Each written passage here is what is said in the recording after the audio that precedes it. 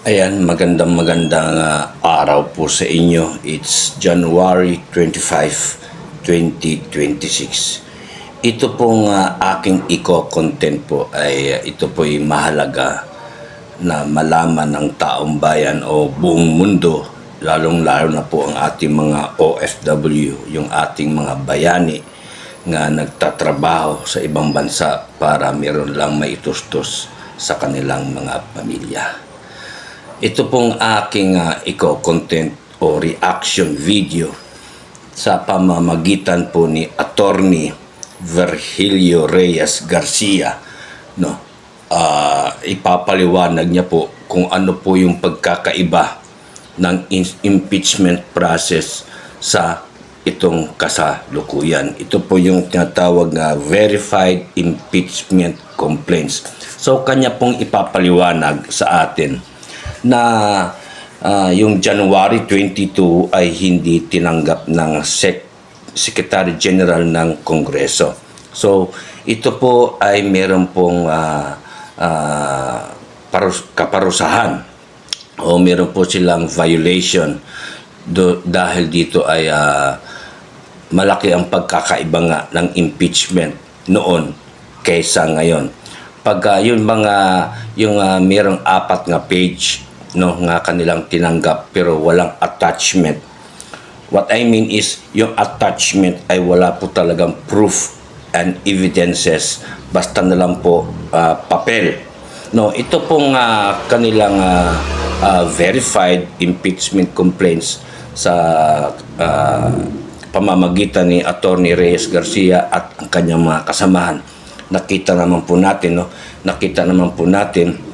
yung pahayag at yung kanilang complaints na ng January 22 tapos January 23 ay nagpa-press con po sila, no? Marami po sila Cathy Binag, sila Mike Defensor, si Congressman Paras at iba pa, si Attorney Topacio, no? Kasama diyan si Attorney Harold Respicio, no? So ito po yung ipapaliwanag po ni Attorney Virgilio Reyes Garcia ay atin pong intindihin.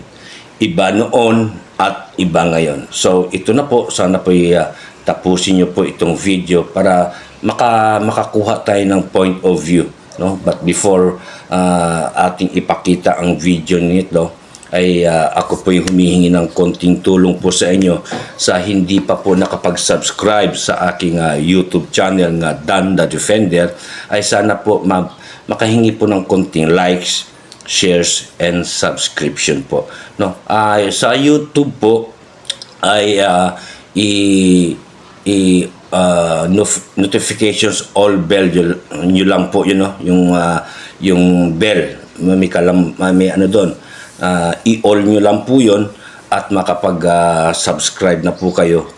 Lahat ng aking videos, upcoming videos, mga reaction videos or live ay manonotify po kayo sa inyong mga YouTube channel. At meron din po akong Facebook na Sumbungan Channel or Sumbungan ng Kalamba. I-follow nyo lang po ako, no? Mas madali kasi maka-follow sa Facebook kaysa sa YouTube. Kasi sa YouTube po, hindi po kayo manonotify nga ako po'y masubscribe po ninyo kung hindi nyo po mapapanood within 1 minute. So bago po kayo mag-subscribe sa aking YouTube channel nga Dan the Defender, ay panoorin nyo po muna ng mga ilang minuto po para po makasubscribe po kayo at makapag-likes para talagang nakapag-subscribe kayo. Kasi ganun po, no, ang policy ng YouTube. Dapat po manood po muna kayo ng not less than 1 minute. Hindi po kagaya po sa Facebook na kahit hindi ka manood, basta naka-follow ka. So ito na po yung video, no? Sana po yung mapanood nyo po yung buong the full video para po meron po tayo makakuha tayo ng idea na iba po ang impeachment process noon kaysa verified impeachment complaints po ngayon. Dapat po meron pong naka-attach na proof and evidence. Nakita niyo naman po marami pong USB, no? Marami sila mga isang maletang bag, no? Parang ginaya kay Saldico, isang maletang bag na verified impeachment complaints po. Yun po ang tinatanggap po ngayon ng Supreme Court. At dapat po talagang tinatanggap po yan ng ating Secretary General po ng Kongreso. So, ito na po, panoorin nyo na po itong video nito. Salamat po. May God bless us all.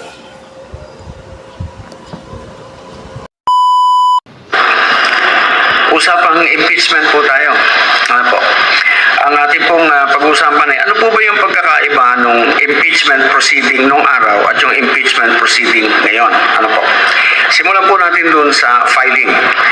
Doon po sa sinasabi po ng saligang batas, yung verified impeachment complaint ay ipa-file sa opisina ng Secretary General. Ano po?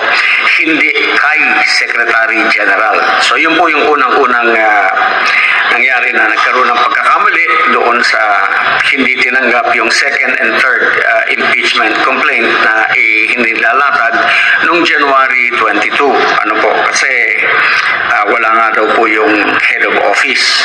So, in so doing, dahil ayaw nilang tanggapin na violate nila yung Code of Conduct and Ethical Standards at yung Anti-Red Tape Act. Dahil ang minamandato po noon ay kailangang walang action, ma-ensure yung continuous business transaction ng bawat opisina ng gobyerno.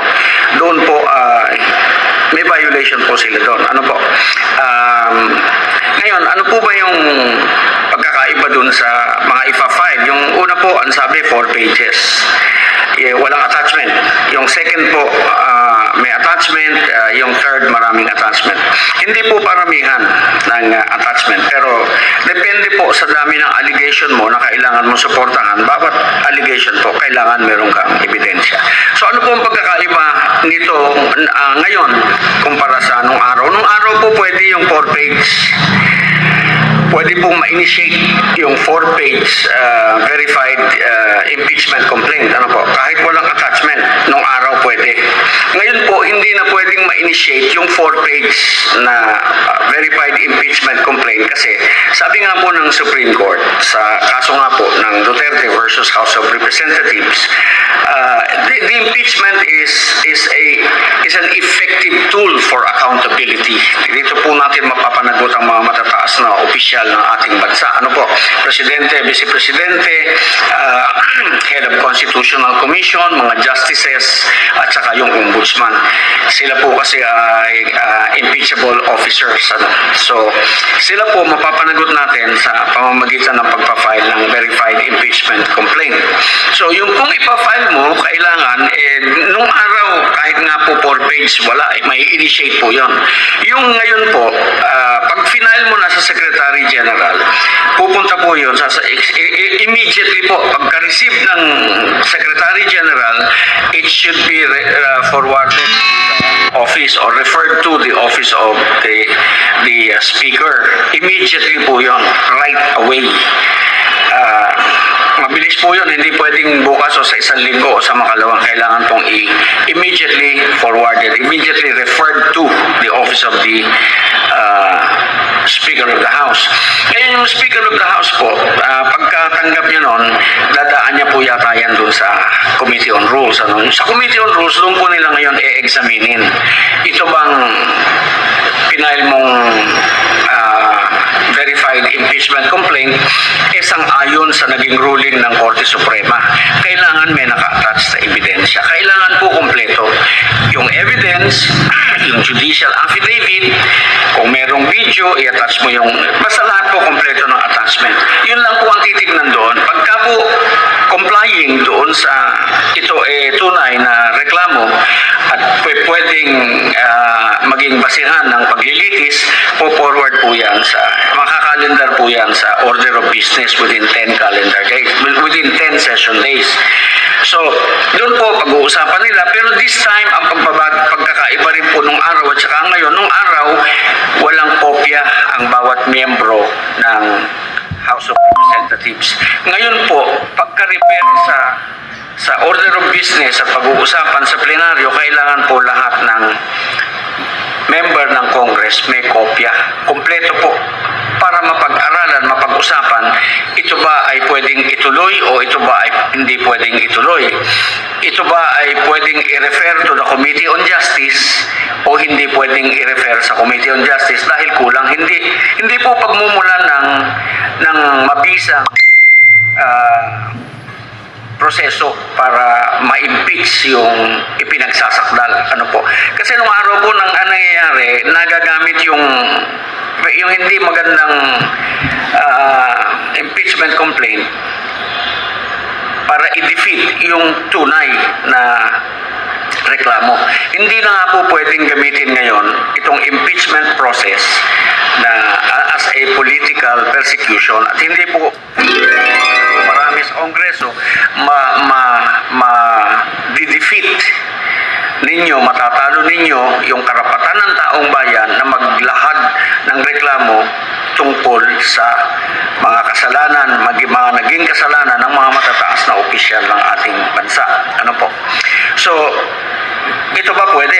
May attachment ba? Then therefore, it will be referred to the Committee on Justice. Bakit po mahalaga ito? Bakit po ito importante? Importante po ito sapagkat ang sinasabi ng ating saligang batas, you can only one impeachment complaint may be initiated within a period of 12 months. Okay. E di may 1 year bar. Pag yung pong unang verified complaint na 4 pages in-initiate ninyo at inuna ninyo, hindi po yun magiging basihan ng totohanan na makatwiran na pagproseso ng kung yung bang Pangulo natin. For example, we're talking about the impeachment of President Bongbong Marcos. Hindi pwede pong maging basihan ng totohanang paglilitis dahil kulang po, walang attachment. Hindi po siya sumasang-ayon sa ruling ng Supreme Court. Kailangan yung may basihan, yung may. So ano po ba yung ibig sabihin ng initiation? Ang initiation po, sabi ng Korte Suprema, is the act of filing. Act of filing, yung ginawa namin. Act of filing followed by an action. Alright? And the action referred to is the referral to the Committee on Justice. There you are. So, pagka kami nag-file, pagkatapos ni-refer nila sa Committee on Justice, that's it. Yun na yun. And that defeats all others. Kaya yun po yung sinasabi namin dapat kung magre-refer sila, kung magka-calendar sila, yung tatlo, pag sabay-sabayin nilang i-refer sa i-calendar sa order of business at pagkatapos ay kung alin doon yung complying dahil may mga attachments, kompleto ang allegation, walang problema, i-refer nila ngayon sa Committee on Justice. Then there you are. Initiated na po yung una na impeachment complaint. Doon po sa Committee on Justice, doon pag-uusapan kung complying in form, complying in substance. Iba po yung pagtalakay doon sa umpisa kung yun ay dapat mong bigyan ng proseso, ano po, kung yun ay dapat mong ituloy dahil yan ba ay siyam, yan ba ay lokohan lang o hindi, yan ba ay to defeat the right of the people na madinig ang kanilang pagreklamo sa ating Pangulo, ano po. So, yun po yung kailangan nating bantayan na kailangan hindi ma-initiate yung mali, yung hindi totoo na verified impeachment complaint. Yung pong nauna, maliwanag na maliwanag, alam po ng taong bayan, nung i-final po yun, wala pong attachment yun. And it cannot be the basis of an impeachment, of a valid impeachment ruling dahil hindi nga po mapapatunayan ang mga aligasyon doon dahil walang naka-attach na evidence. Ito po yung dati ng pamamaraan na nilinaw ng Korte Suprema, tutuhanin ninyo ang impeachment process because it is an effective tool for accountability. Hindi po ninyo yung pwedeng gamitin na lulukohin ninyo ang taong bayan. Taong bayan po ang lulukohin ninyo if you do not follow the proper procedure. Yung procedure po sa klaw ng Korte Suprema. Yung cases, inyo po yan. Yun lamang po. Sana po nakapagbigay dagdag kaalaman ako sa inyo. Maraming salamat po.